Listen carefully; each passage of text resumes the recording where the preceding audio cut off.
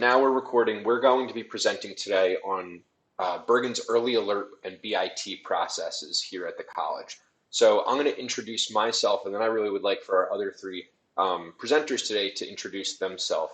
I will say my name is Ian Wolf. I work as the coordinator of student conduct here at the institution, and I help run our Maxient software, which is our reporting forms for a lot of our case management systems here at the college. So my connection to these processes is really the administrative support in terms of Maxient for both our early alert process, with which Kim and Candice will talk about, and then I also serve as our case manager on our behavioral intervention team, which Dean Reyes will speak about.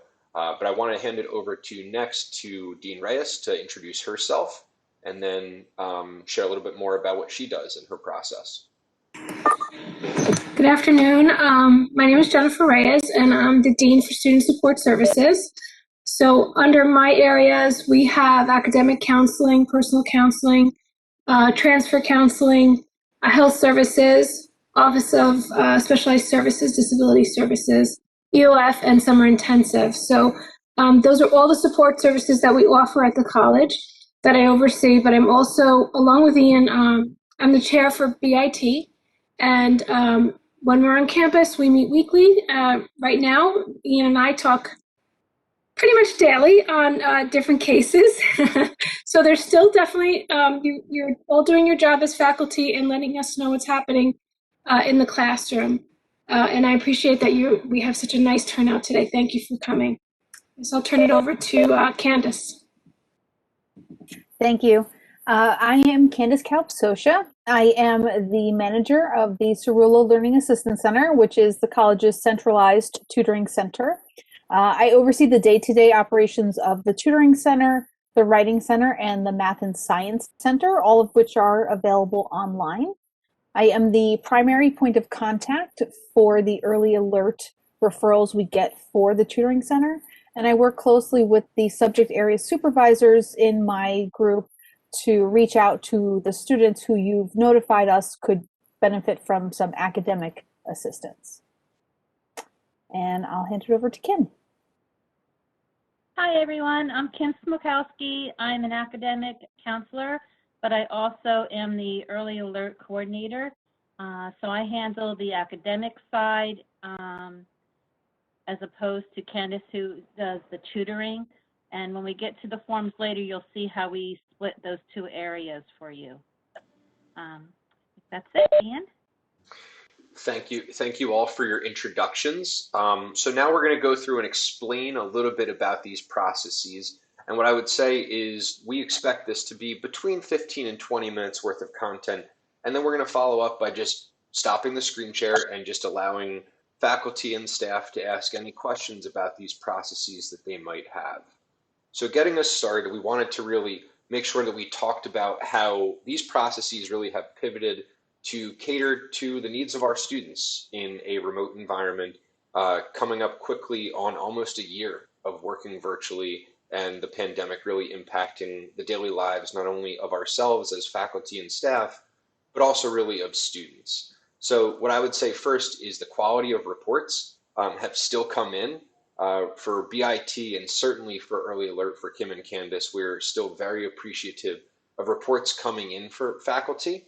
The number of reports for BIT has been lower than it is in person. I would want to use that as one of the ways that we wanted to have this training to really promote and make our faculty and staff aware of these early intervention systems that we have for our students, not only behaviorally, but also academically. The different types of reports that we have been getting more recently for student conduct, I will share that they have been academic integrity focused instead of a lot of the disruptions that maybe we had outside of the classroom when campus was in person on campus. But the different types of reports that you are going to hear about are early alert, which Kim and Candice are going to share about in the coming minutes, and then also behavioral intervention team, which sounds like what it is. It's our way, our cross-campus committee, where we can help make students get aware of the resources that they have on campus. And the fundamental nature of these processes haven't changed. We're still Supporting students in the same way, albeit virtually instead of in person. We're not able to have those face-to-face 3 or 4 feet away from each other conversations, but we still are all able to have those on WebEx, Google Meet, and other software, which is available to our college community and our college staff and faculty. College's strategic plan, 2018 to 2023. One of the things that we wanted to ground ourselves in this presentation and to reiterate to faculty and staff on this call is that these programs are really built out of a call for really better, more amplified wraparound services for our students here at the college. So we wanted to increase the in-classroom and out-of-classroom experience. We also use statistics, and I'm gonna give credit where credit is due here from Candice, who found that in 2012, so almost a decade ago, but really only 8% of community colleges were using any early alert system.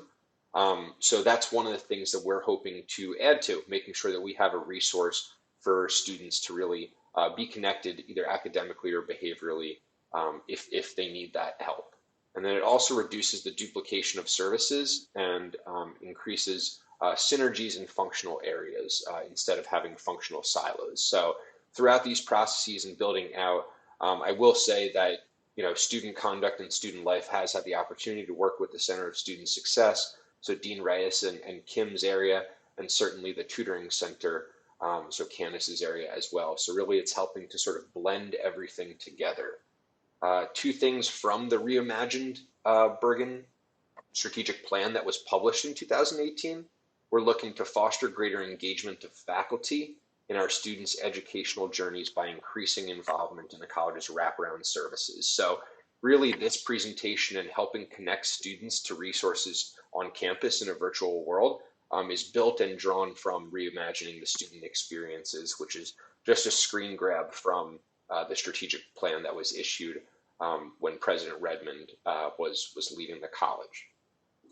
The other, in terms of reimagining student experience, is continuing to increase course completion, retention, transfer, and graduation rates, and reduce achievement gaps. So you will hear on the back end of this presentation from Kim about a success story that happened with the referral to academic counseling that did happen here on campus. So we're hoping that throughout the rest of this presentation, we can bring some of these processes to life for you and really understand a little bit more about what they are and answer any questions that folks might have. I want to hand it over now to Dean Reyes to talk about our difference between early alert and BIT. Great, so let's get down to the basics. So early alert, the difference between early alert and BIT, early alert is the academic piece. BIT is the behavioral piece. So in your classroom, students are not attending, your virtual classroom even, not attending, doing poorly on their first quiz, not showing up, attendance is poor, test grades are not good, assignments not being handed in, any of that, let us know. If you feel like a student might need personal counseling even, you can use this and we'll direct it to the correct counselor. This year, in my email I sent out, I'm asking, we had a very high rate of E and F grades in the fall and last spring. So this year I'm asking, and I'm gonna send out a reminder, a week or 2 before, let the counseling center know through early alert, through the Maxian system, who you think might get an E. Let us get in touch with that student because they're losing their financial aid and they're not, I'm hoping that this will help retention. So I'll throw out a reminder, but I really want us to use this early alert this year for that reason. So behavioral intervention, this is not a crisis emergency team. I should just let you know. This is a system where you see something, you hear something that you're not entirely comfortable with. We all have that kid in our class that gives us kind of like an uneasiness about them. Don't feel funny contacting us. A lot of times it could be that it might be part of a disability that they have that it comes off the wrong way socially. But sometimes it's not, and it's worked before. We have been able to combat some things that could have gotten ugly. So just a little history behind BIT. BIT came out of a task force that Governor Corzine had put together in hopes that, we would not have any kind of mass shootings or emergencies like we've seen in the past. I wish I could just reference one, but now there's many. And we've been lucky to date that because of BIT, we've combated some things that maybe could have gotten ugly. But thank goodness we have not had that. So that's really the difference between Early Alert and BIT. So this is the workflow for the behavioral intervention team. As I had mentioned, when we were on campus, we would meet as a group. And that group consisted of myself, Ian being from conduct, the sheriff's office, public safety, the nurse, some personal counselors as well. And we all stood around the table, and also, also the Office of Specialized Services. We'd sit around a table and we would discuss reports that would come in.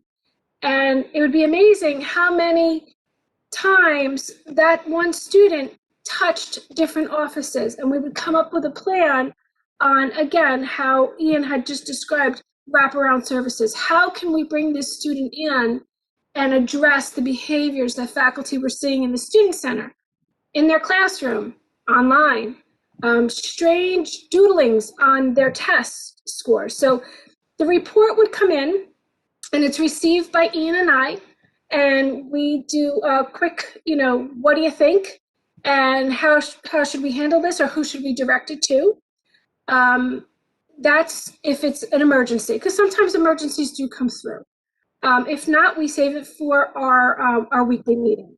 So again, it's reviewed and it's assigned to a BIT member, one of those that I just had mentioned. And we do email or get in touch with the student through text. We try to bring them in, and it's pretty much, we don't tell them that's why. And if you choose that you'd like to be anonymous, we can make that an anonymous report. We'll bring them under, to us under another guise, whether it's academic or personal. And then we stay on top of the case. So the wonderful thing about Maxian is everything is in one place. So the reports that Candice is getting from tutoring, the reports that Kim will be getting, she's going to explain more on academics, and the reports on conduct are all brought into one place like a file cabinet. And we get to see this student holistically and how we should handle. So that's our BIT workflow. All right, so tutoring is a little different in that tutoring cannot necessarily be anonymous because you are referring the student for assistance for the specific class that you have that student in. So we'll go over the website later and submit a sample report so you can see how that process works on your side. But what happens is I receive an alert from the system that we've received a referral to tutoring. I will go in and review the referral and then determine which supervisor in the tutoring center that should be assigned to, depending on which subject the referral is for. That supervisor will then contact the student via email and text message through the Maxian system to let them know that their professor is concerned about their performance in the class and how they can get in touch with the tutoring center and the various services that we have available to them. And then it's up to them to reach back out to us, to get set up with a tutor. Depending on the student, if it's someone that we would refer to as a frequent flyer in our area, maybe someone we're already familiar with, we will follow up with them as well, because we know that, they definitely tend to need our assistance. And so we'll check up on them again. Oh, one thing I forgot to mention, sorry, Ian. The faculty member that referred the student to tutoring will be copied on the letter that is sent out to the student. So that will be automatically sent to the referring faculty member's email address so that you know when we have completed our contact with that student. So I know that one area of teaching that can be very frustrating is that you sort of make referrals or suggest that students go to get help, and you never really know what happens, what comes of it. So this really sort of helps you close the loop a little bit, and know that at least we reached out to them. So then if you wanted to, you could reach out to the student and say, hey, I know the tutoring center emailed you. Did you get a chance to talk to them?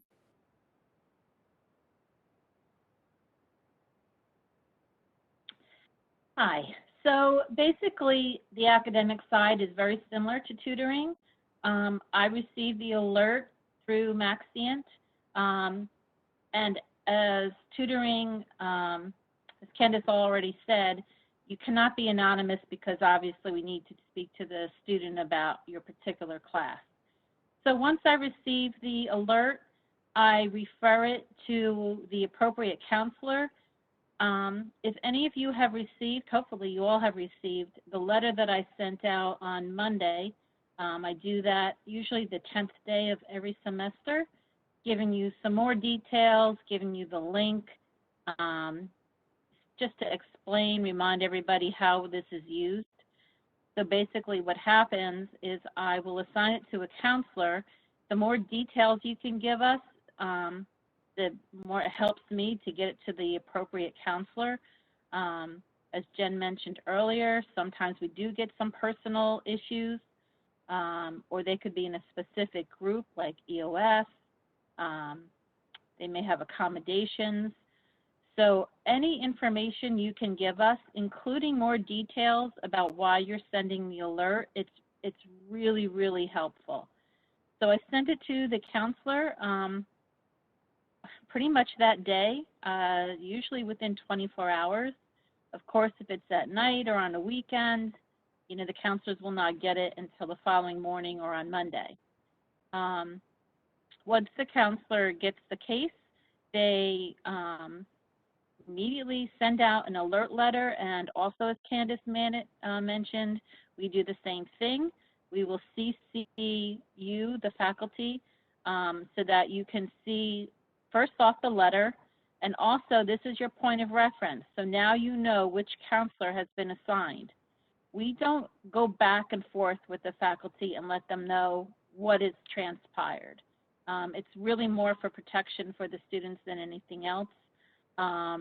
However, if you have questions or if you want to know if we were even able to reach the student, because obviously we're waiting for them to contact us, by all means, feel free to email the counselor and ask them if they can give you a status, an update. So the counselors will email, they'll text, and we also phone. And again, the beauty of this Maxient system is that when I first receive an alert, I will see if there is a student conduct issue. I can't read, again, for privacy, I can't read what that issue is, but what I do is then I will contact Ian or Jen, let them know, so because maybe this is something that they need to be aware of. So again, keeping everyone in the loop.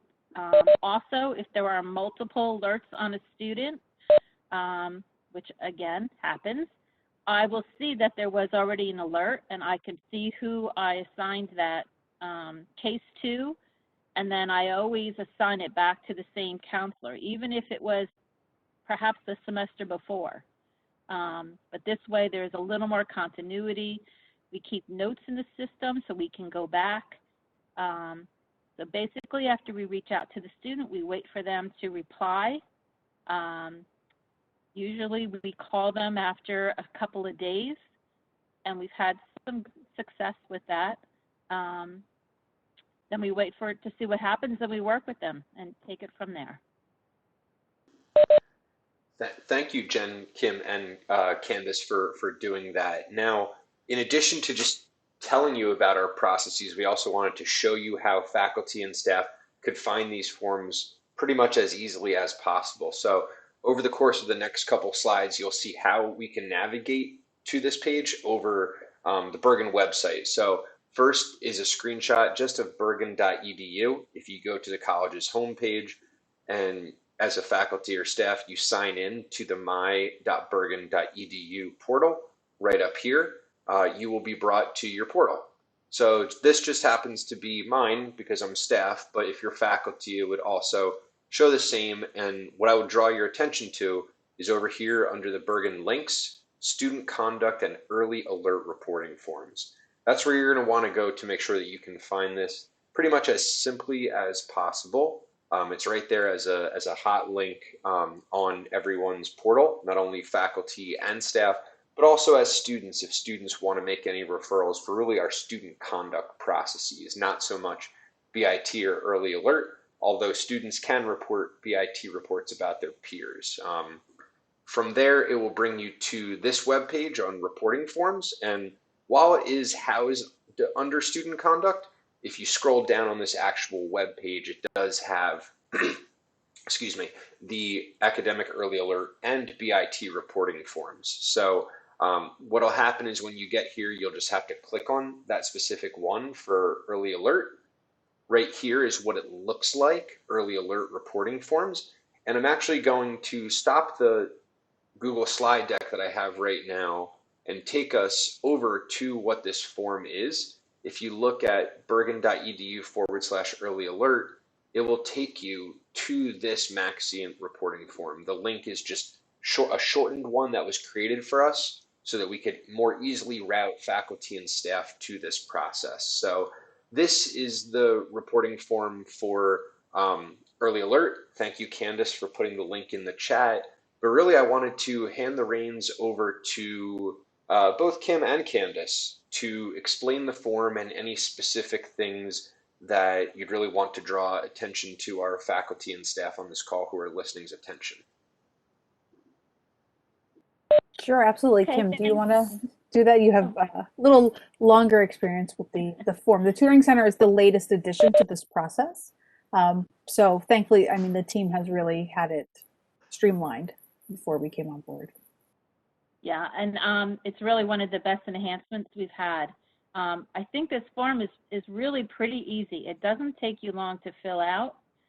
I do see some familiar names, so I think some of you have already been using it, so I thank you very much for that.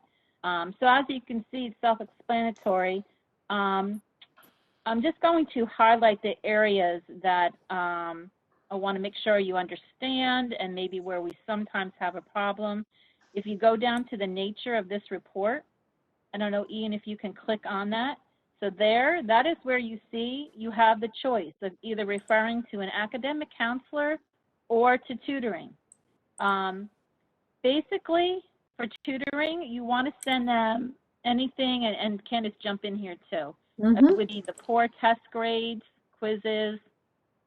Exactly, whatever your concerns are. We have had faculty upload a copy of their syllabus or specific assignments that the student has struggled with, just any sort of tips about what it is that the student needs assistance with are helpful. For our side, you don't need to go into great detail, but just a little bit of a point of direction on that is helpful. So if you send it to the academic side, okay, that would be for attendance, lack of participation, below C grades. I'm missing one. Oh, there we go.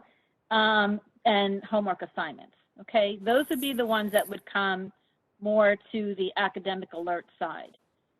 And can you just scroll up a little bit, Ian? Yeah, make sure there's nothing else. Okay. The other thing, specific location, if it's an online, you put online. After that, you can just put pick-in. Don't get hung up on that. The one thing with Maxient is that they do kind of streamline these reports. So there are some questions that are on this that don't really particularly pertain to us, but we just don't have the ability to change some of these questions. So you have to fill in something. So don't worry really about where it is, although it is helpful to know if it's online. Of course, we need to know your course section number. Now, going down to the student information, this is where we probably have the biggest block, although it's gotten much better over the years. It's really important to add that 0 and to have the correct student ID number. I think on your roster, sometimes it doesn't show the 0. It won't populate. So what happens is I have to send it back to you and you have to redo the report because I will not amend reports. So and then the data for all the student information that we need, their phone number and everything, will not come through if we don't have the correct ID number. So it's really important to have that correct. The email address should just populate. And then if you scroll down to the questions, we try to make it a little bit easier so you can just check off ones that apply. Sometimes we will get poor test quiz scores as well as all the other things, or some of them. Then they should still come to us. We may also then refer the student to Candice for tutoring as well. But it would be better that you send it to us first, to the early alert, the academic side, and then we'll take it from there. And then going back to please provide any other information, that's where, as I said earlier, any details that you can give. I know this takes a couple extra minutes, but it is so extremely helpful because you are in the classroom with the students. We're not. We are assuming that you have already reached out to a student. We're also assuming that if you send the alert, they can still pass the class. Or in the case that Jen mentioned, if it's coming close to that deadline to officially withdraw and you know that this student is not going to pass, please reach out to us because we want to see what's going on. Maybe get them to officially withdraw rather than get those E's. It is really important. You just don't know what's happening in the students' lives, especially now. So any details are really appreciated. I think that's about it. Candice, do you have anything else? Did I forget anything? No, I think we're good. Awesome. The one other piece that I will add is at the bottom of the form, folks can click email me a copy of this report. So if Professor Smith is submitting this report and just wants something for their record keeping purposes, you do have that ability when you're submitting the report.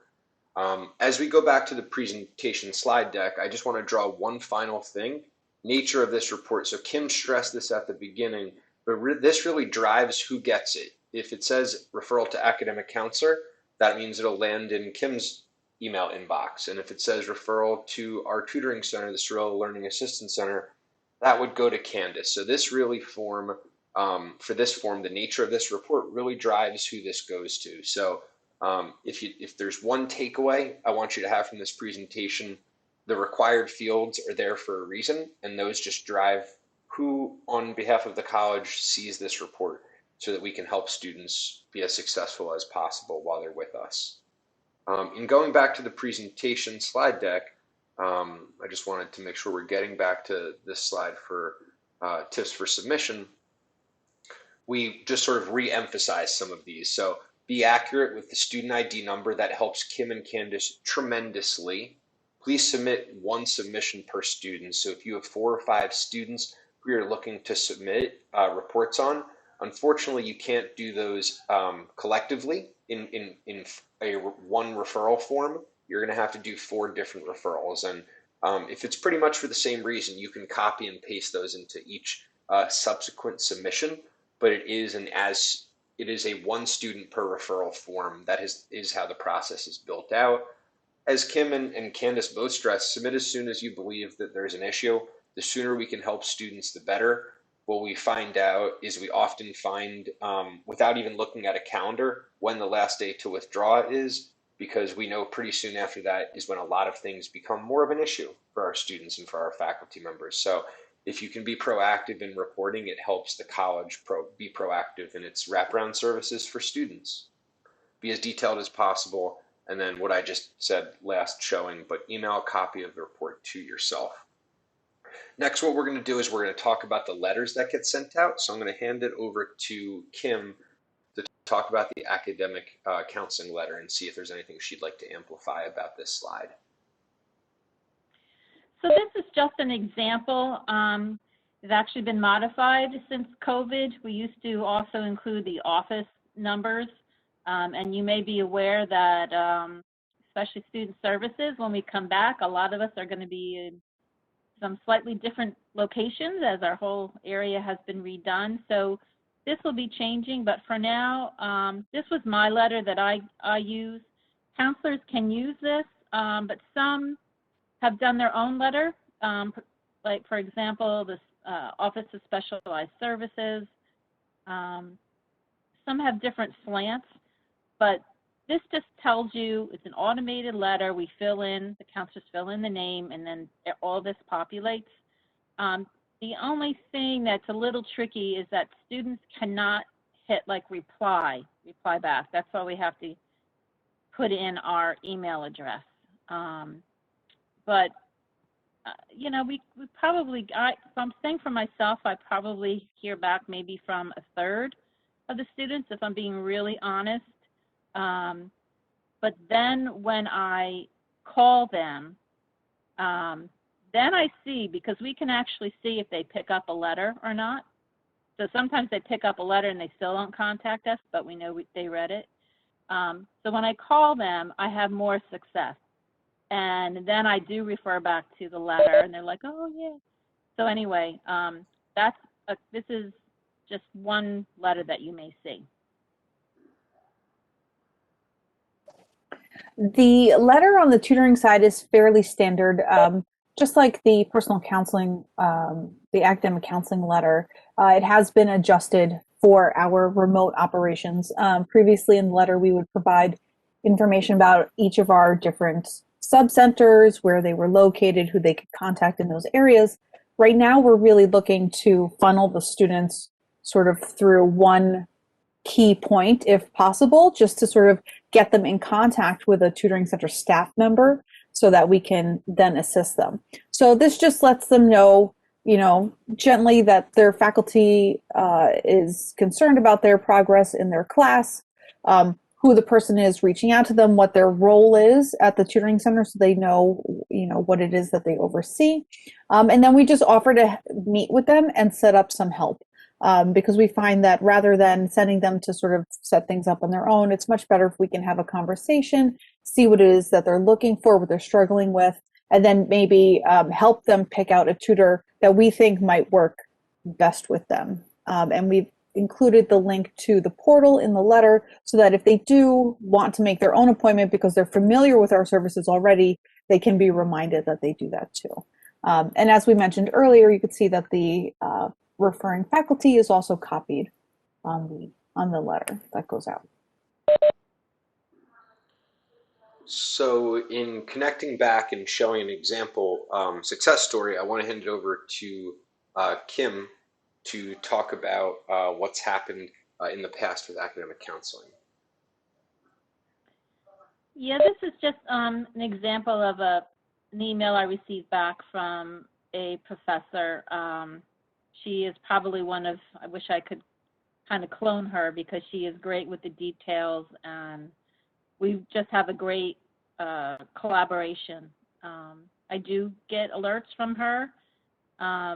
I think maybe we should even mention that sometimes faculty may hesitate if they have multiple students, but you can't look at it that way. You have to look at them all individually, and if they're having a hard time, this is not a reflection on the faculty. It's, you know, whatever is going on with the student. So this particular faculty member, I know I'll probably get 10, 15 maybe over, you know, the course of the semester, which is what we want. This is how it's working. This shows that it works. So send them to me if you have some more success stories. Yeah, we're always willing to brag and show off some success stories, so thank you for that, Kim. Really, the guiding question as we wrap up our presentation is, what additional information do all of you as faculty and staff want to hear from us that either Jen, Candice, Kim, myself can answer, and if not answer on this call, things for us to consider moving forward. I'm going to move on to the next slide, which is our contact information. But really now is the time, if folks have questions, to come off mute or put your questions in the chat, should you have any questions. So here's our contact information, and I will open it up to any Q&A.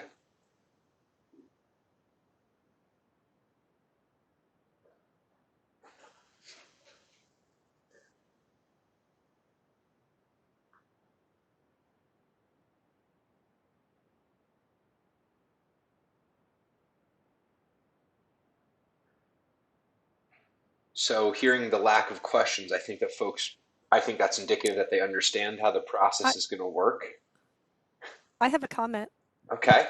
I'm sorry. This is Linda Seidman. I'm sorry, my camera is having difficulty. But I just wanted to emphasize that Kim had mentioned that more information is better to include.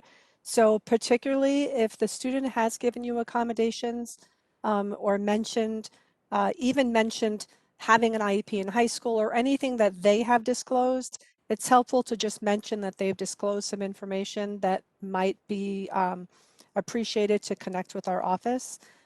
So that way she knows to direct it to us. So I just wanted to say that, and thank you. Yeah, let me just add to that, because what happens when I get these alerts, unless you tell me, I don't know that these students may be registered for OSS. Again, privacy is so important. We are really careful about that. But you're doing them a disservice if you actually know that they have accommodations, because all I'm going to do then is I'm going to refer that student directly to one of the OSS counselors. We just don't have a way of identifying if they don't self-identify. So it is okay.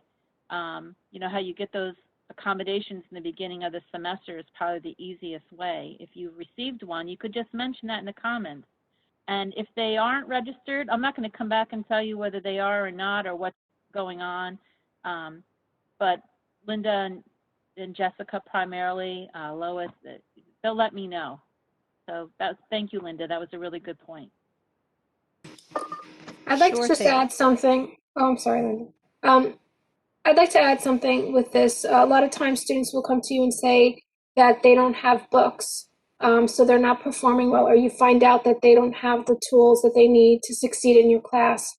In counseling, we have access to, we get about $20,000 per semester for books and tools for the classroom to give to our students who are in need. You just have to let us know, and we'll do all the background work on that, and we'll get them the tools that they need to succeed in your class.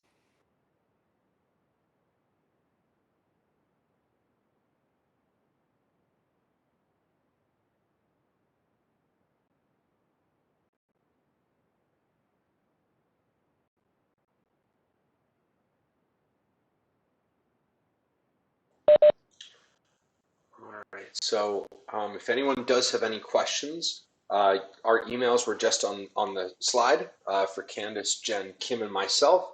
You can also find those rather easily by just searching in the email address book. I think we're all pretty accessible and willing to chat pretty much about any services that we just talked about for Early Alert and for BIT. Jen, we got a question about who should I contact if I learn about students' financial problems. I think that you'd probably be well served to answer that question. Yeah, you can certainly contact me directly. So Reyes at Bergen.edu. You can use the early alert. Kim will get that to me. You can write to personal counseling at Bergen.edu. But certainly, any way that you could figure out how to reach out, then just let us know. Thanks, Jen.